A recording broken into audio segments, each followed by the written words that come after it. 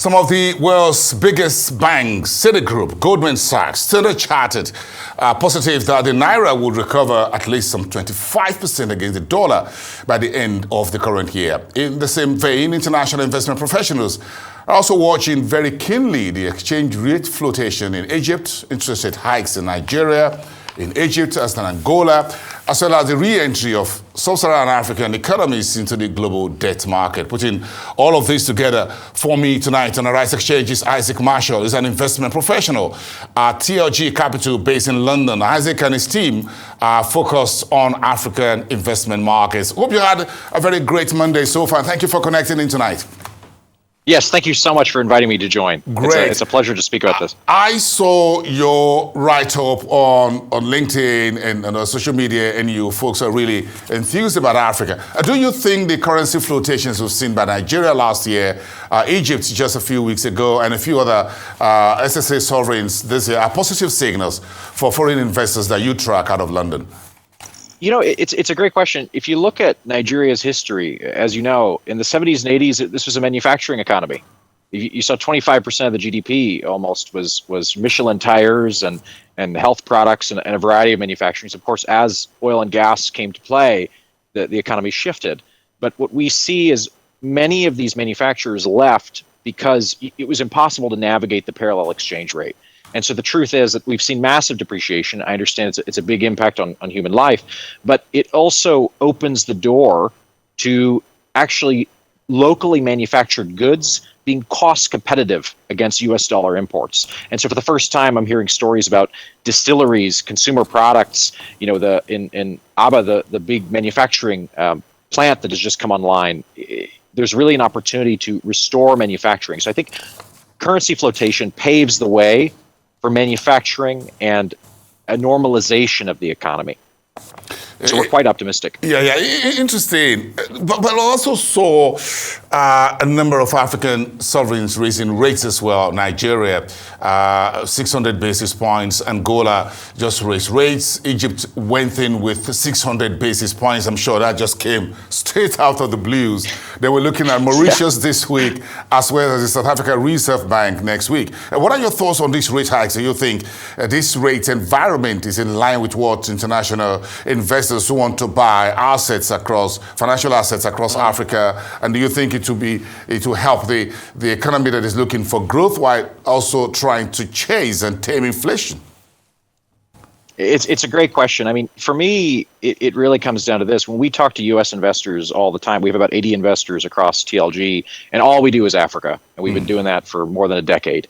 And for us, the question we could ask is, hey, Isaac, you know, the S&P did this. You know, why is Africa competitive? And I think what you see with the increases in rates is, and this is why I think there's a lot of optimism about the currency over the long run in Nigeria. With Egypt, obviously, the $35 billion deal that we've just seen with the government of the UAE, that's obviously a massive boon for that economy. But I think a normalization, really what you see is it's rates reflecting the market risk premium of where global rates are at, you know, given where inflation's at. And so I think as capital comes in, as you see foreign investment coming in, as you see manufacturing being cost competitive again, that paves the way for a normalization of the currency, for import substitution. I think it'll take time. I don't think it's, you know, over the next year, I think, you know, we think the currency will stabilize, but it's hard to tell. But long run, the right steps are being taken to actually, by the central bank, the existing governor, to normalize the situation.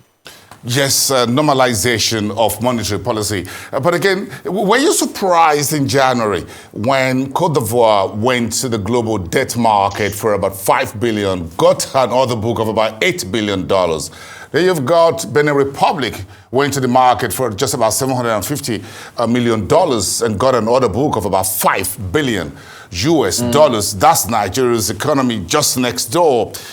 and you've got Kenya went to the market as well, try to pay off in advance the maturing Eurobonds for around June and all that. And Nigeria is now talking about whether it's going to enter into the market, while the conversation out there, hold on a second, is whether the US Fed will cut rates. When will that happen? No one is sure whether that will happen this week on Wednesday. I'm not too sure. But of course, the jury's out whether the Fed will start cutting by June. Do you think it's a good time?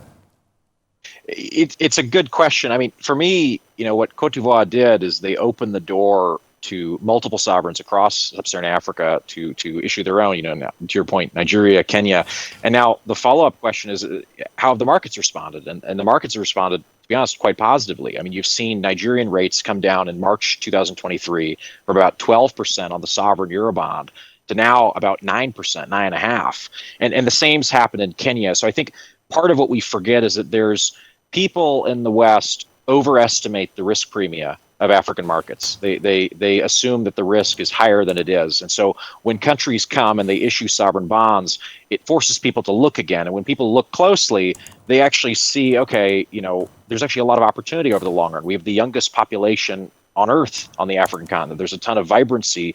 There's strength of entrepreneurs. So I think all of this, when people issue Eurobonds, it draws attention. And when people look closer, then markets react constructively because there are actually opportunities beneath the surface. And so I think the next question is, when do banks start issuing? Right? I think that's the question everyone's wondering. When do the large banks follow the sovereigns? The sovereigns. Well, perhaps that's going to happen sometime down the line. The debt market, when you've got to look at when next we're going to have the kind of ratings that would be strong enough from this on the sovereigns to provide the platform for the likes of banks in Nigeria, in Kenya, for example, in South Africa, and others to go to the market and say, look, we'll look at the sovereigns, the rates are a little bit stable, and then we could at least perhaps see whether we can issue in single digit rather than double digit. Yeah, it's the first. Look, Moody's, for the first time, gave an outlook positive on Nigeria. This is the first time in the history of Nigerian ratings that the sovereign has received an outlook positive. Yes. From, and that's credible. I think that speaks to the ratings agencies are usually the last to move, right? So it really speaks to the fact that there is a sentiment shift. I think it may take time, but look, I think we're quite optimistic, and I think at this moment, there's a lot of really attractive deal flow that we're seeing across the continent.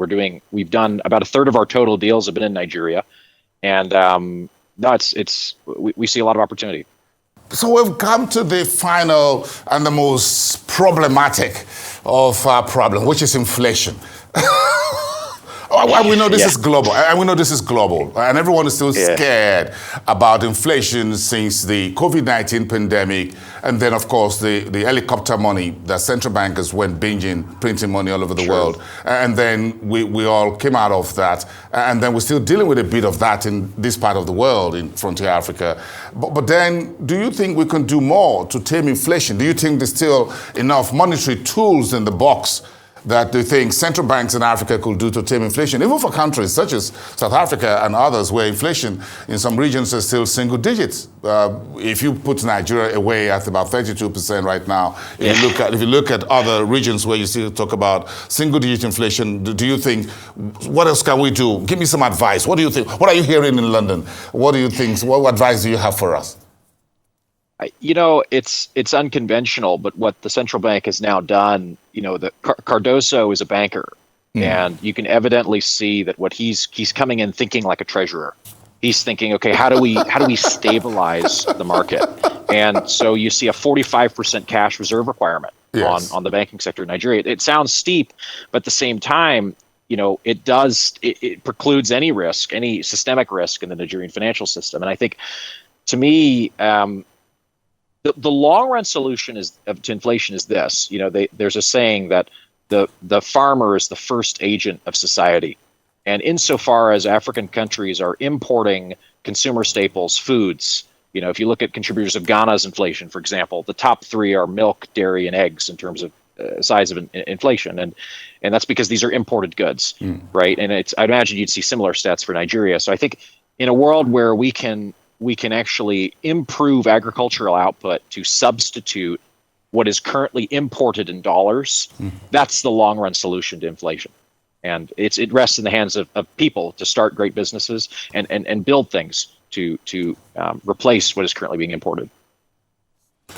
Very, very interesting. Do you have any idea what other countries that are in very deep issues with currency, with inflation, exchange rate, and all that, like Zimbabwe and others can do to at least begin to get out of the hot water that they've been over the years and decades? Do you see any silver lining somewhere? What else can be done? Will they have to be political? Will they be economic? Will they be monetary policy? Or a combination of everything, or perhaps the removal of sanctions and all that right now? What do you have to say in that region for me quickly? Yes. It's a great question. And, I think, to me, I look to what's happening at the moment in Tanzania, what Madam President has done there, yes, and really opening the economy to foreign investment and making a more and more attractive environment to deploy capital. I think so much of it just comes down to, if you can allow people. Look, Nigeria is full of tons of entrepreneurial people, right? So the more steps that can be taken to encourage entrepreneurship, to encourage and make it easier for people to start businesses, and make locally goods that are being imported abroad. I think for a country like Zimbabwe, I think the problems are much more structural. But I think it always begins at the grassroots, and it's followed by national policy to sort of make it easier to invest.